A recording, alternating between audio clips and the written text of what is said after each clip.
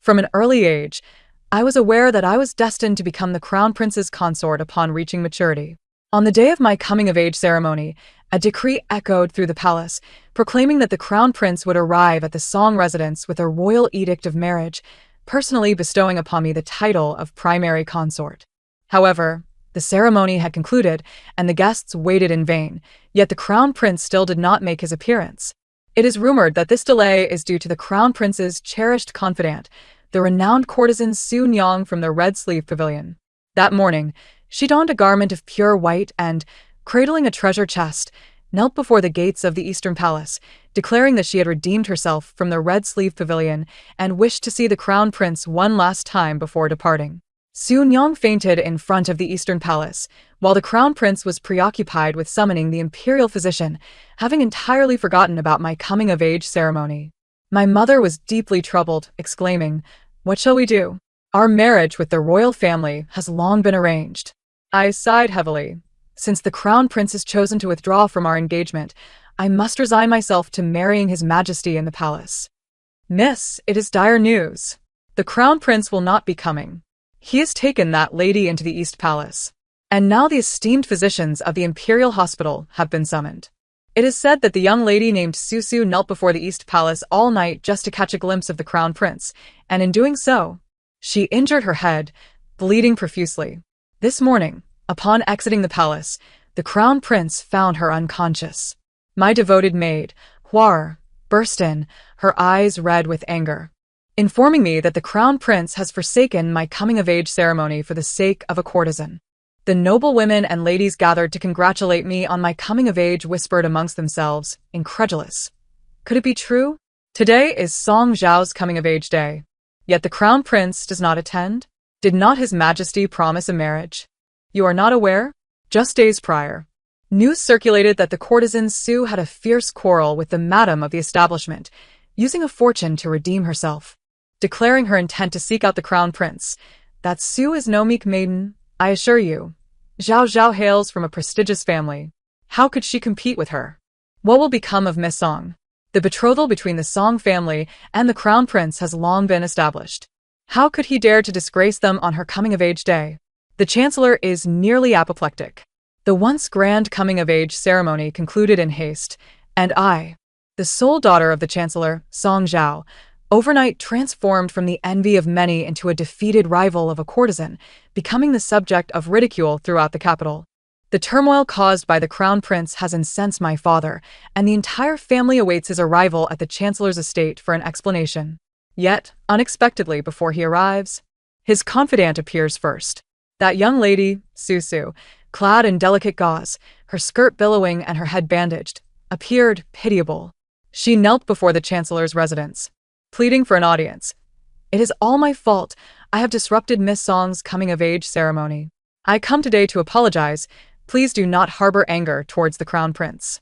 If punishment is to be meted out, let it fall solely upon me." She knelt gracefully, her delicate figure seeming as though it might fracture with a gentle bend, while onlookers filled the street, drawn by the spectacle. The men, in their chivalry, lamented, "Ah, it is only natural for a man to have many wives and concubines, especially a crown prince. Such a rare beauty, this Susu, one cannot help but feel sympathy for her. Miss Song should be more magnanimous.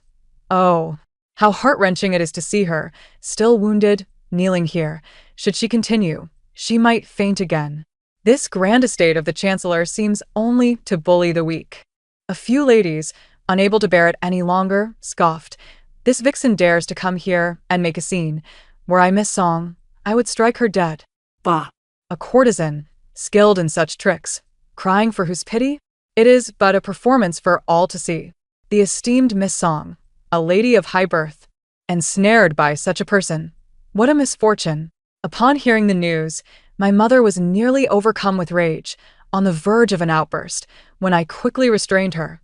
"Mother, since she has come for me, allow me to handle this." I donned a veil and emerged at the estate's entrance. She, with tears streaming down her face, pleaded with the gatekeeper. "Dear sir, I implore you to relay my message. I only seek Miss Song's forgiveness for the crown prince. I truly did not intend to disrupt their engagement. Miss, Please choose your words carefully. I interrupted her lamentation, concealed behind my veil. She gazed at my sudden appearance, momentarily taken aback. I approached slowly. My coming-of-age ceremony is well known throughout the city, and you, having spent years at Hongxiuzhou, know countless dignitaries. Surely you are aware of any significant happenings. Yet, you chose yesterday to create this uproar. What do you think you can deceive others with, when you cannot deceive me? Furthermore, Miss Susu, I have not been betrothed to the Crown Prince. A young lady's reputation is paramount. I beseech you to refrain from speculating about my relationship with him. Have you not considered that your antics today might place the Crown Prince in an awkward position? He is the heir to the throne. How can he be the subject of gossip on the streets? Susu, pale-faced, crawled closer. No, Miss Song.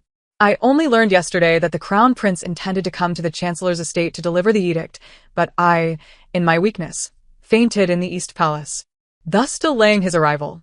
It is all my fault.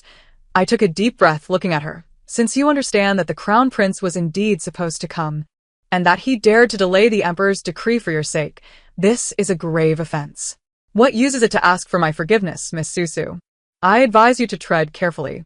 Should this matter spiral out of control, even the Crown Prince may not be able to protect you. My words caused Susu to collapse in fear. Song Zhao, that is enough. A man interrupted.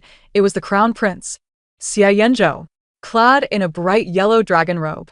He lifted the kneeling Susu and furrowed his brow at me. Is it because I did not attend your coming-of-age ceremony that you have chosen to torment her so?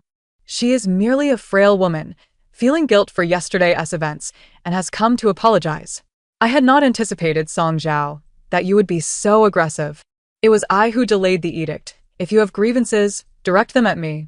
Is it that yesterday's events left you feeling humiliated in front of others, and now you harbor resentment toward Susu? Our engagement is understood between our families. Why must you put on an act here? Susu, a wanderer without support, is a pitiful soul, and I have resolved to take her into the East Palace, granting her a place to belong.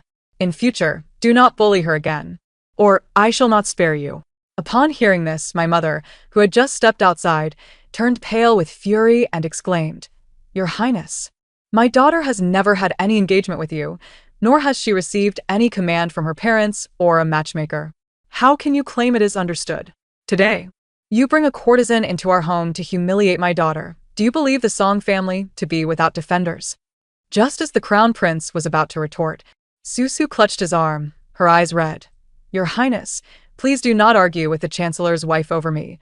What if the Emperor finds out and punishes you? Susu requires no title. She desires only a shred of your compassion to be content. I scoffed. Miss Susu and the Crown Prince share such deep affections.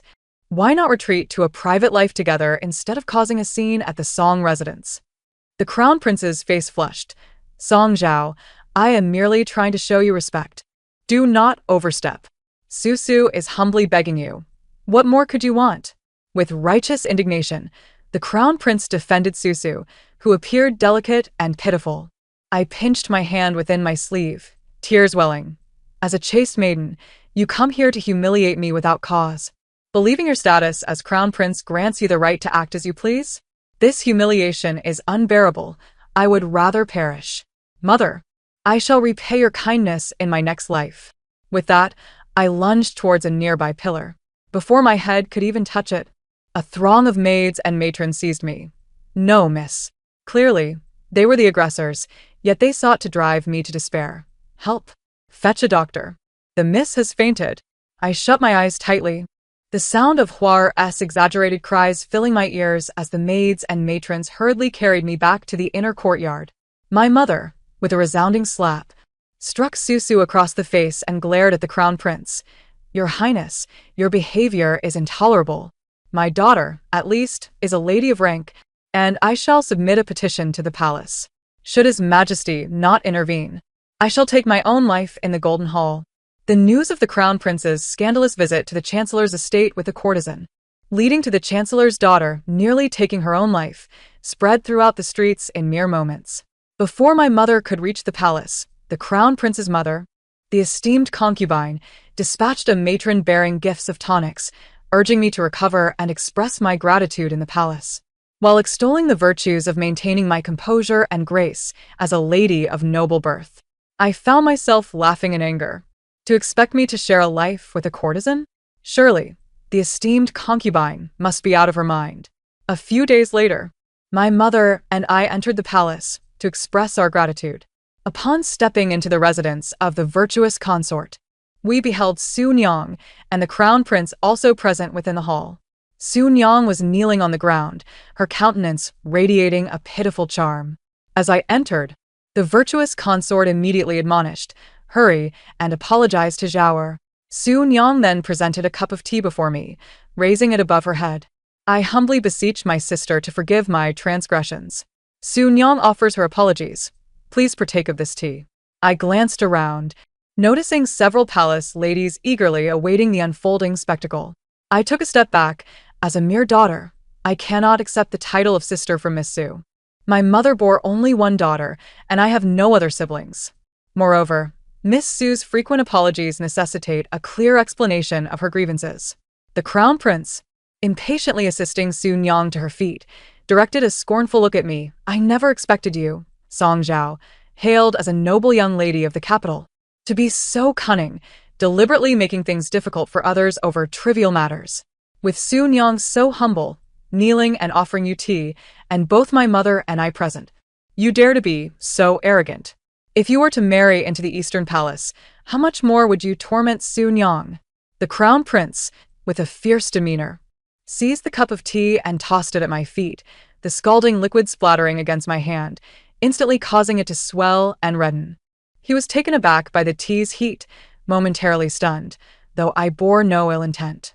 My mother cried out in alarm, "Quick, summon the imperial physician." The virtuous consort was momentarily taken aback. She had intended to support the crown prince and humiliate me, the future daughter-in-law, to showcase her lofty status as the crown prince's mother. She had not anticipated that he would scald me. As the daughter of the prime minister, it would be a scandal to suffer such indignity in the consort's palace due to a courtesan. She urgently commanded, "Bring ice. Where is the physician? Why has he not arrived yet?"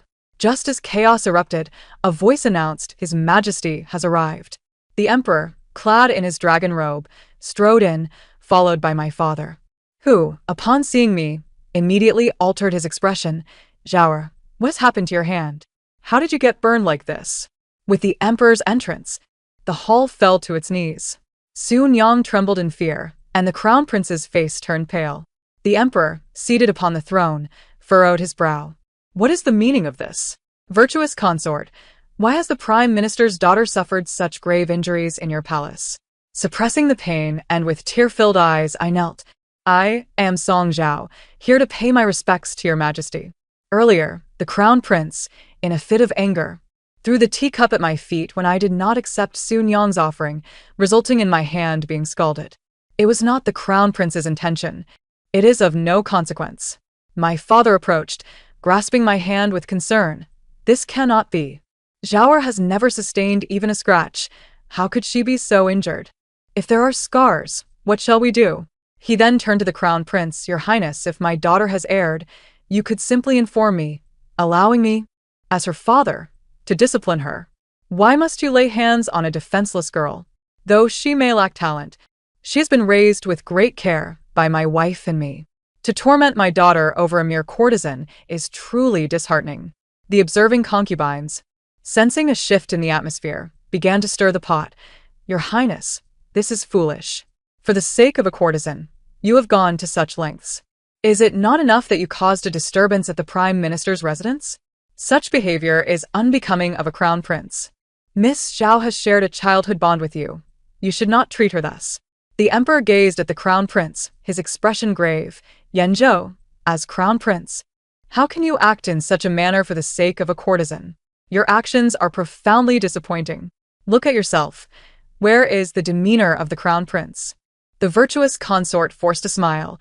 "Zhao, the crown prince was merely jesting with you. You grew up together, and you are already the designated crown princess. Once you are wed, he will surely be more considerate, will he not, Yanzhou?" The crown prince quickly realized his error, lowering his head. "Yes, in the future. I shall treat Shawar well." He then approached me, offering a gentle hand. "Zhao, I am truly sorry. It was all my fault. Please forgive me. I shall mend my ways. You know how soft-hearted I am. I merely felt pity for Sun Yang, given her unfortunate circumstances. I withdrew my hand, turning to kneel at the emperor's feet, tears brimming in my eyes. Your Majesty, the Crown Prince and Sun Yang share mutual affection, leading him to harbor resentment towards me on multiple occasions. Originally, your decree to unite our families was intended to foster goodwill, yet it has devolved into this chaos. I dare to request your Majesty to retract your command. Zhao does not wish to marry into the Eastern Palace.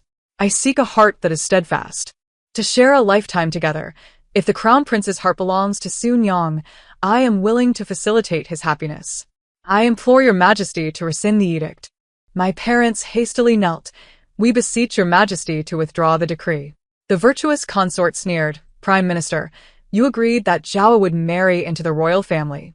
Though it was not formally decreed, it was nonetheless a verbal command from the emperor. Are you suggesting that the Song family defy the emperor's will? My father frowned, clearly on the verge of anger. I looked at the elevated virtuous consort and the crown prince beside her. My resolve solidified. I gently raised my head, determination etched upon my porcelain-like face, tears at the corners of my eyes, gazing at the emperor seated nearby, and spoke, fragile yet resolute. Your Majesty has spoken of uniting our families, yet has never decreed that I must marry into the Eastern Palace. In that case, I, Zhao, humbly request permission to enter the palace and serve. I ask for your Majesty's grace. As my words fell, everyone was rendered speechless. The virtuous consort shrieked, You dare? As a mere subject, you were granted a modicum of favor, yet you foolishly aspire to serve the emperor.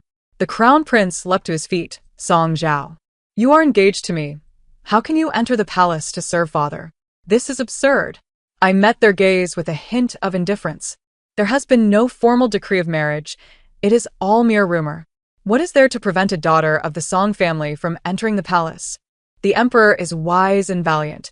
My father has always told me that to find a husband, one should seek a man like His Majesty, capable of securing peace through intellect and might. The emperor is a great hero. What is wrong with Zhao wishing to marry a hero? The virtuous consort scoffed. You are delusional. What is your status to dare covet the emperor? Among the observing concubines, one, a noble consort, who was a staunch rival of the virtuous consort, had remained silent until now but stepped forward. Your Majesty, I believe the Prime Minister's daughter entering the palace is not without merit. The imperial harem has been sparse for many years, and the lack of selection has led to fewer heirs. Miss Song is virtuous and well-educated, once praised by the late Empress as a pearl of the capital. She is the offspring of the Prime Minister, who was once an imperial tutor. In essence, she is of your generation, with a reputable lineage. She is indeed a fitting candidate to become a consort. Given the current vacancy in the harem and the scarcity of heirs, the ministers have long been discussing this matter. If Miss Song were to enter the palace as a consort, it could also silence the critics among the court. My mother, seeing this turn of events, looked at me with concern. I offered her a reassuring glance. The Song family was already in a precarious position, with no retreat. The Crown Prince was not a worthy partner. I must not allow the Song family to be tethered to him. A fool like him could easily drag the entire clan down. Rather than ultimately facing ruin, it would be wiser to take a gamble. Enter the palace as a consort. And who knows what fortune might arise in the future. The virtuous consort's face turned pale, never expecting matters to escalate to this point. She hastily interjected, Your Majesty, this must not happen.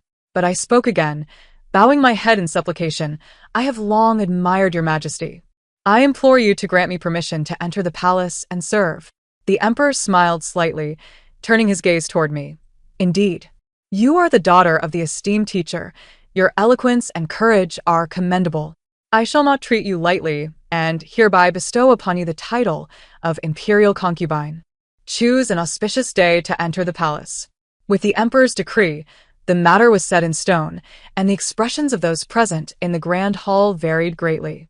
The virtuous concubine and the crown prince wore ashen faces, while the other concubines secretly calculated their own standings, for in terms of lineage, none within the palace could surpass me. Should I bear the emperor a son, the future would undoubtedly change. Even the virtuous concubine, of merely a fifth-rank official's background, had only gained her power over the six palaces due to her bearing of the crown prince after the demise of the previous empress. Her domineering demeanor had earned her many detractors within the palace. The gazes of the other concubines toward me transformed, filled with a newfound intensity. As I exited the palace with my parents, the decree of my elevation reached the Prime Minister's residence, and in an instant, the Song family basked in unprecedented glory. Ladies from various households hurried to offer their congratulations and cultivate relationships. My entry into the palace was set for 3 months hence, and soon after, the emperor's gifts arrived at the Prime Minister's residence. Under the watchful eyes of all, the eunuchs beamed, declaring, "Your Highness, the emperor has instructed that within these gifts lies a precious jade ointment, an exceptional tribute that ensures complete healing without leaving a scar when applied to wounds." There were but 2 bottles, and the emperor commanded that they be presented solely for the use of the imperial concubine, while gold and silver vessels were commonplace. This jade ointment was a rarity, making the gathered ladies and noble women green with envy. The imperial concubine had yet to step into the palace and was already favored thus. The emperor's regard for her was evident. When had one ever witnessed such attention from the emperor toward the affairs of the harem? The lady's fortune truly was remarkable. Ladies who were on friendly terms with my mother sat together, relishing the misfortune, gossiping quietly that on the day we left the palace, the virtuous concubine had flown into a rage, severely punishing that Su Nian. The virtuous concubine, accustomed to her arrogance as the crown prince's birth mother, could hardly accept that a young girl like me would overshadow her upon entering the palace. She raised a ruckus with the emperor. "Your Majesty, I bore the crown prince, yet was never conferred the title of imperial concubine. That Song Zhao is but a child. How can she enter the palace as an imperial concubine?" The emperor's face darkened. "How dare you speak? The crown prince is turned out this way under your tutelage. I do not pursue your accountability nor demote your rank, and yet you still desire to be named imperial concubine?" Xie Yanzhou knelt, oblivious to his wrongdoing, insisting, "Father, that Song Zhao is merely a vain and willful person, throwing tantrums at the slightest discontent. I simply took Su Nian as a concubine, and she refuses to enter the Eastern Palace, publicly clinging to you, father. Such a fickle person cannot be a concubine." The emperor thundered, "Silence, fool. How did I bear such a dim-witted son? Song Zhao is the granddaughter of the Duke of the State and the daughter of a prime minister, coddled since childhood. You dare to publicly humiliate the Song family for a courtesan? Do you think this matter will simply fade away? You act recklessly, yet expect me to clean up your mess. Get out, return, and reflect in solitude. Only emerge when you have gained clarity." With that, the emperor swept away, and the virtuous concubine, gritting her teeth, turned to Su Nian. "What benefit do you gain from provoking your father? I care not how you do it, but swiftly send her away from the Eastern Palace. Your mother will find you a more suitable noblewoman. Such a choice is in your best interest." Su Nian grasped the crown prince's sleeve tightly. "Your Highness, I do not wish to leave you. I shall cause no more trouble. I only wanted to apologize to Miss Song, hoping to ease her ire, yet she acted thus." She begged, "Please do not send Su Nian away, aside from you. I have no one else to rely on." Tears streamed down her face as she leaned into Xie Yanzhou's embrace, weeping inconsolably. The crown prince, filled with pity, held her closely, turning to the virtuous concubine. "I merely wish to take Su Nian as a concubine, regardless of who becomes the crown princess. If one cannot even accommodate a mere concubine, how can one befit the master of the Eastern Palace?" The virtuous concubine, exasperated, slammed her hand on the table. "Absurd! Have you lost your mind? This wretched girl has already caused a stir before the Prime Minister's residence. You still protect her? Who would wish to marry you with her around?" Yet, when the virtuous concubine once more invited the noble women of the capital to admire the flowers in the palace, there were still opportunistic individuals who, looking exquisite and charming, flocked to the invitation. The crown prince, likely heeding the virtuous concubine's words and faced with the emperor's confinement, tempered his demeanor. After a month, he finally acknowledged his mistakes and was granted release. My hand had yet to heal, Had it not been for the virtuous concubine specifically sending a personal maid to request my presence, I would not have entered the palace. Now that I had arrived, I sat in the pavilion at the center of the lake, enjoying the flowers and scenery with a few noble women. Miss Song seemed particularly eager, as if she could not wait to enter the palace as imperial concubine, hastily arriving before the auspicious day. It was Su Nian, accompanied by a palace maid, who walked into the pavilion while making veiled remarks. A cold laugh echoed in my heart. I had not sought trouble with her, yet she approached me. The matron beside me stepped forward. "Mistress, be cautious with your words. Miss Song has been officially named imperial concubine by the emperor. Your status is but that of a humble concubine in the Eastern Palace. To not pay your respects to a noble woman and to speak insolently is unacceptable." Su Nian's expression darkened. "What are you?" "Merely a servant. I am the beloved of the crown prince. How dare you insult me?" "Someone silence her." The matron, unflinching, replied, "I am a lady-in-waiting to the emperor. I possess my own rank. Do you dare to lay a hand on me?" Su Nian, with an air of triumph, retorted, "Why should I fear? You are but a servant, trying to assert dominance before me. I tell you, I am the crown prince's concubine. You a mere servant. Do not show me proper respect, and I shall punish you." I lifted my teacup and took a gentle sip. "Someone silence her." No sooner had I spoken than a resounding slap echoed as my hand connected with her cheek. She was momentarily stunned, covering her face as she exclaimed, "Song Zhao, how dare you strike me?" I regarded her with cold indifference, elevated above her. "What of it if I strike you? Even the matron, who serves the emperor, has never been struck, yet you, in your audacity, wish to punish her. Since you are so keen on distinctions, why did you not pay your respects upon seeing me? Drag her out and continue to silence her." What is the meaning of this commotion? The crown prince, accompanied by several young noblemen, suddenly appeared outside the pavilion. Su Nian rushed toward him in tears. "Your Highness, Song Zhao struck me. Her matron disrespected me.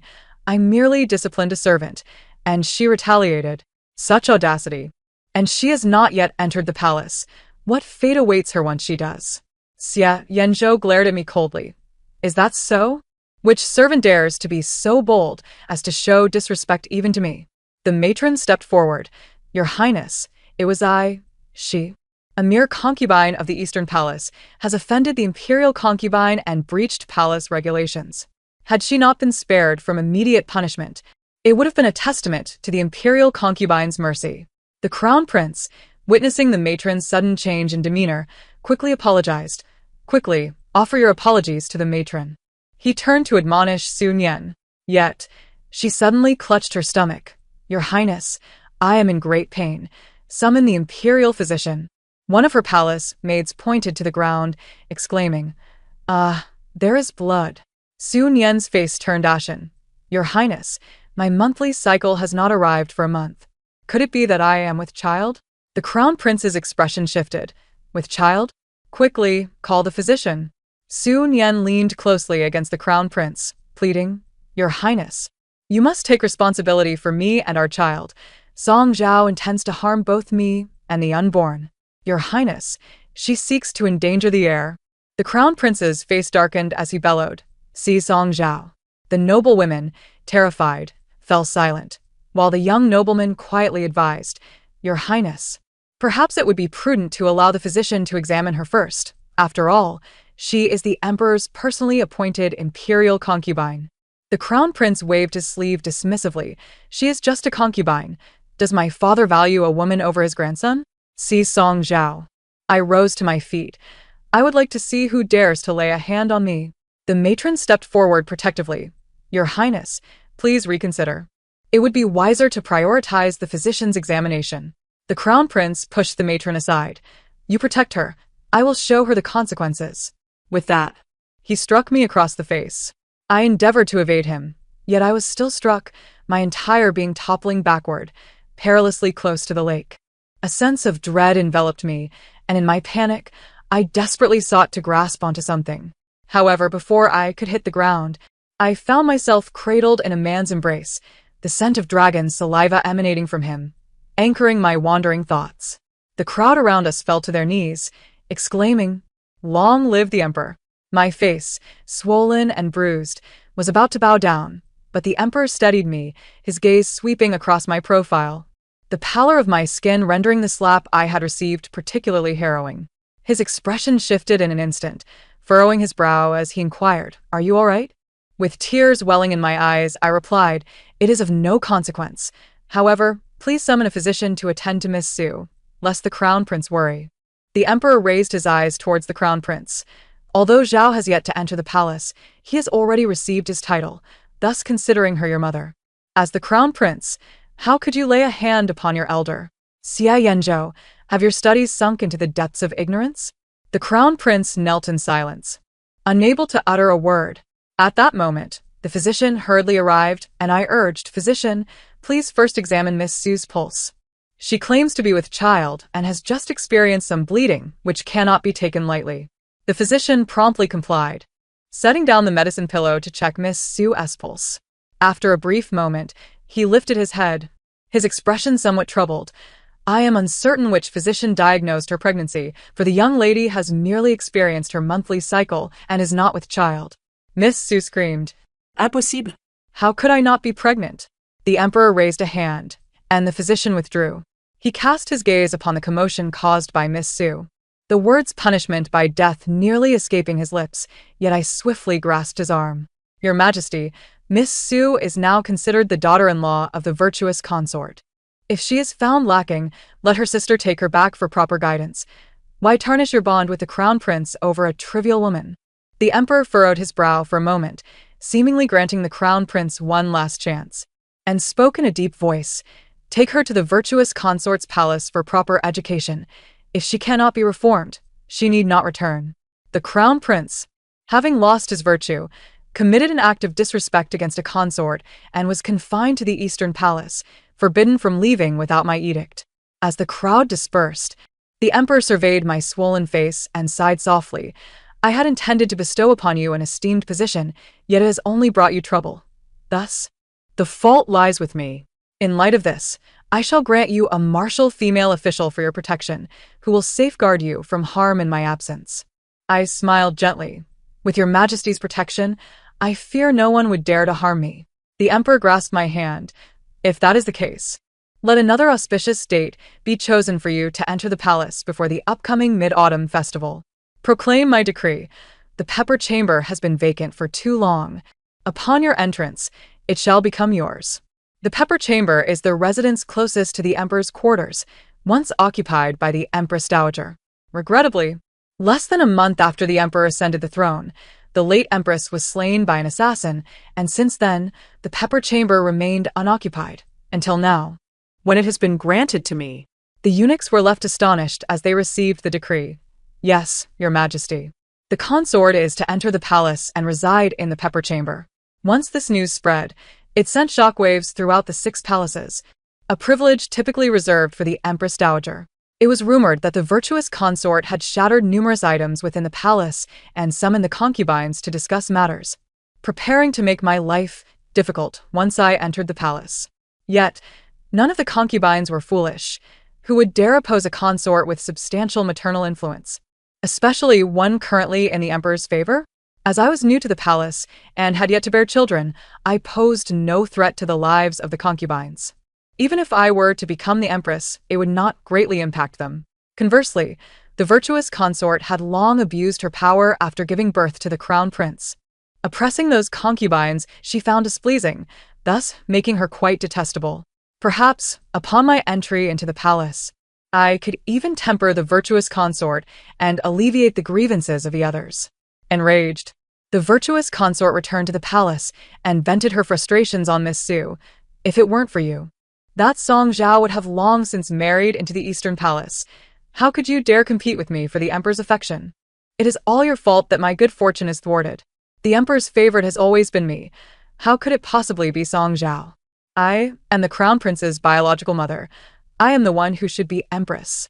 With this thought, she unleashed her wrath upon Miss Sue. And by the end of the month, Miss Sue had been tormented to the brink of despair. At last, the day of my entry into the palace arrived. The emperor arranged for a half set of the empress's regalia to welcome me. On the second day of the wedding night, All the concubines came to pay their respects, and the crown prince was permitted to leave the Eastern Palace for a day to come to the Pepper Chamber and greet me, his newly titled mother. The emperor looked at him and said, "Last time you disrespected the consort, you have yet to apologize. Take this opportunity to kneel and bow, serving tea to your mother in contrition." The virtuous consort interjected, wringing her handkerchief. "Your Majesty, Yennefer is the crown prince. Can the heir apparent kneel and bow to her? Is she capable of enduring such humiliation?" The crown prince's expression darkened, and he quickly interrupted her, taking the teacup and kneeling before me. "Please, mother, have some tea. It was all Yenjo's fault. Please do not take it to heart." Under the emperor's watchful gaze, I accepted the teacup, smiling brightly. All of that is in the past. Mother will not hold a grudge. In the future, if there are younger brothers or sisters as the elder brother, Yennefer must set a good example. The emperor, pleased by my words, took my hand. There are few children in the palace. Yenjo has no brothers, so naturally, you must bear several siblings to bring life to the palace. The virtuous consort was enraged, her face contorted. She clutched Miss Sue's waist tightly, originally intending to use her to vex me, yet found herself infuriated instead. Miss Sue let out a cry and fell to the ground, prompting the virtuous consort to cover her mouth and exclaim, "Oh dear, if you are unwell, why do you insist on following? Your Majesty, the crown prince has grown. Yet the Eastern Palace lacks a mistress. Why not select a day to choose a proper consort for the crown prince?" I observed that the legitimate daughter of the Duke of State would be quite suitable, as well as the second daughter of the minister, who is gentle and virtuous. Either would make an appropriate side consort. Her scheming was nearly bursting forth, and I smiled. Virtuous consort, the crown prince is the heir apparent. The selection of a crown princess must not be hasty. The legitimate daughter of the Duke of State is indeed admirable, but she is not suitable for the Eastern Palace. The virtuous consort scoffed. How is she unsuitable? The crown prince is the future emperor. The world belongs to him. Who cannot he marry? I raised an eyebrow, regarding her as a fool, unworthy of being considered a rival. If the mother family of the crown princess held military power upon the crown prince's ascension, it would certainly become a liability for the throne. Would the emperor leave such a hidden danger for the dynasty? The emperor's countenance darkened. Yesterday, the Grand Princess entered the palace and recommended the legitimate daughter of the director of the National Academy.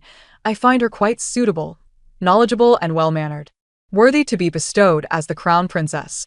I smiled slightly and replied, "The eldest daughter of Lord Liu, I have had the pleasure of meeting before.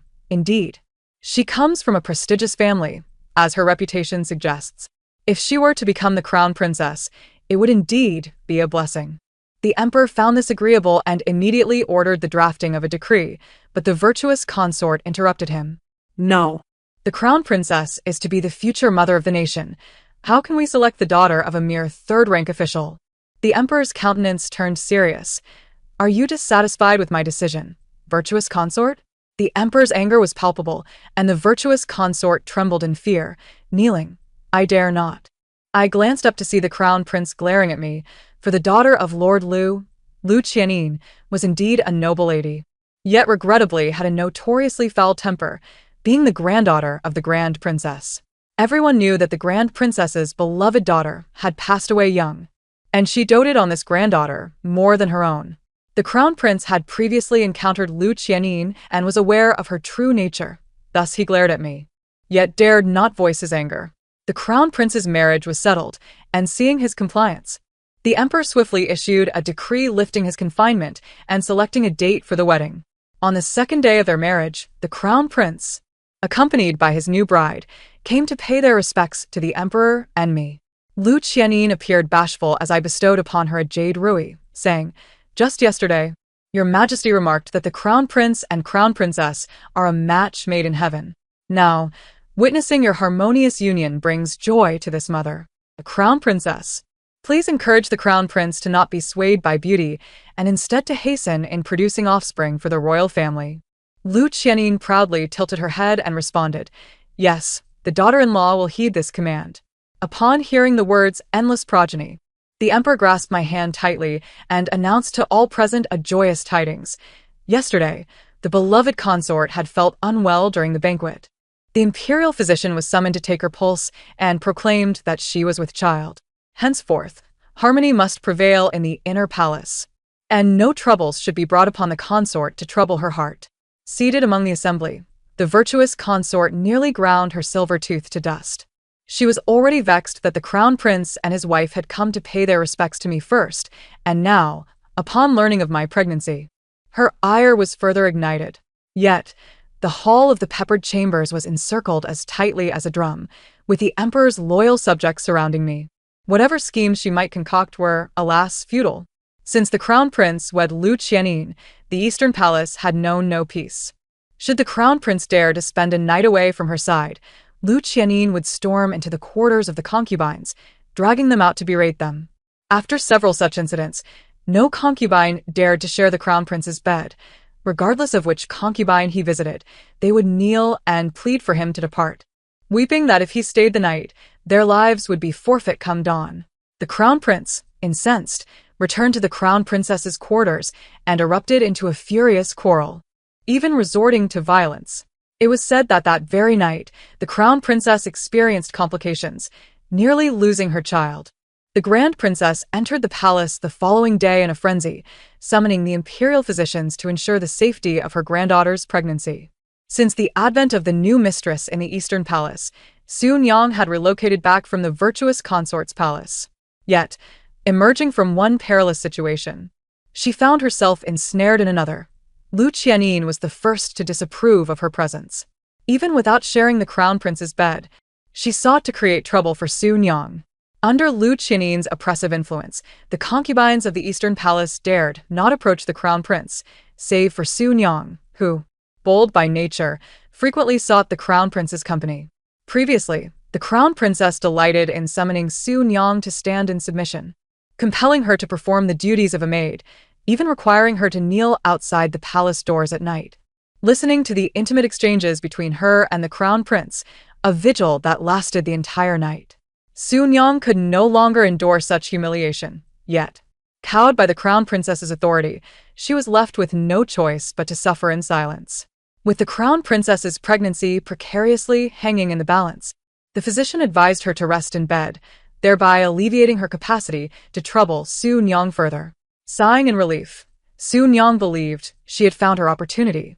Over the course of 6 months, she plotted to regain the crown prince's affection, stealthily embedding herself within the crown princess's chamber.